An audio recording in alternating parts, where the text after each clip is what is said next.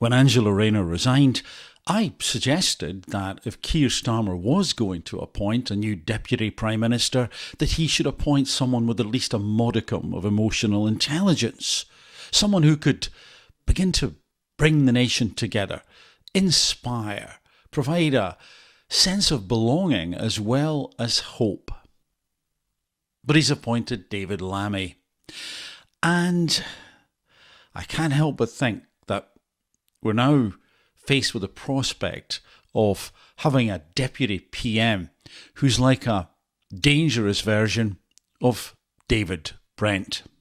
When people say, oh, would you rather be thought of as a funny man or a great boss? My answer's always the same. To me, they're not mutually exclusive. There's a weight of intellect behind my comedy.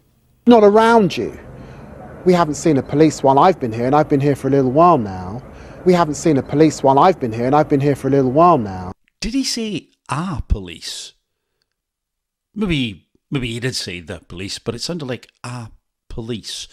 Anyway, a lot of people say that David Lammy is smart, and he may well be. He's certainly good at self-promotion, at networking, at getting his name in the headlines, meeting the right people, and maybe, he's a product, I believe, of Harvard. Maybe he's good at rote learning, perhaps echoing the Prime Minister in that respect. But he does, a lot of the time, seem to, misspeak.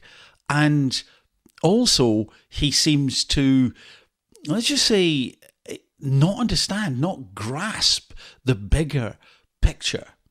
As the BBC wondered whether the smoke from the Sistine Chapel would be black or white, a tradition dating back to the 1700s, David Lammy was not fooled. He realised that, there was something very despicable going on.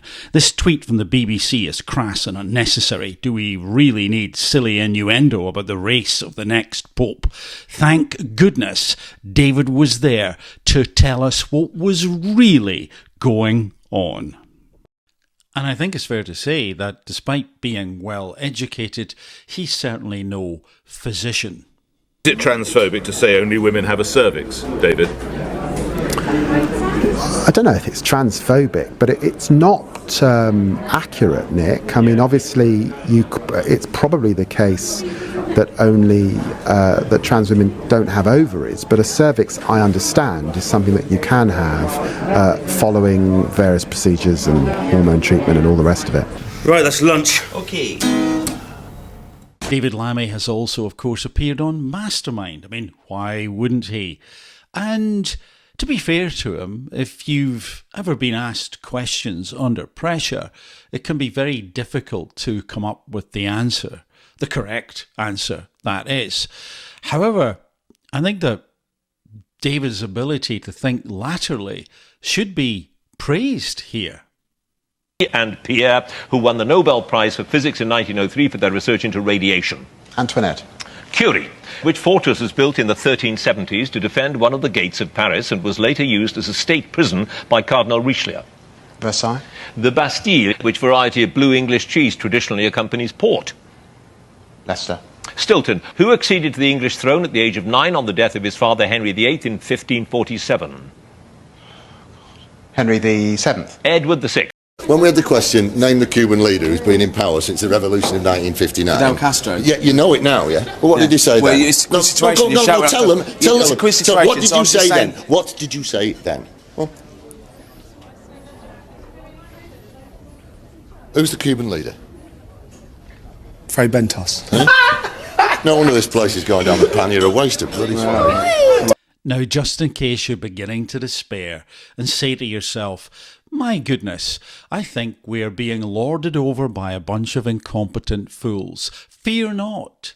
Rest assured, David Lammy, in his role as Deputy PM, when he's out there hobnobbing with the so-called great and the so-called good, has the mildest touch in terms of entente cordiale, in terms of diplomacy.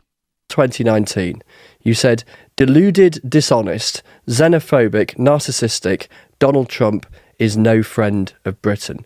Have you changed your mind, or is that still your view? Here, Chris, I'm sitting here as Foreign Secretary. I've had a meal with Donald Trump. If you want the rainbow, you've got to put up with the rain. Or to put it another way, we're... Hello, I'm David Brent. I like making people laugh. Sue me.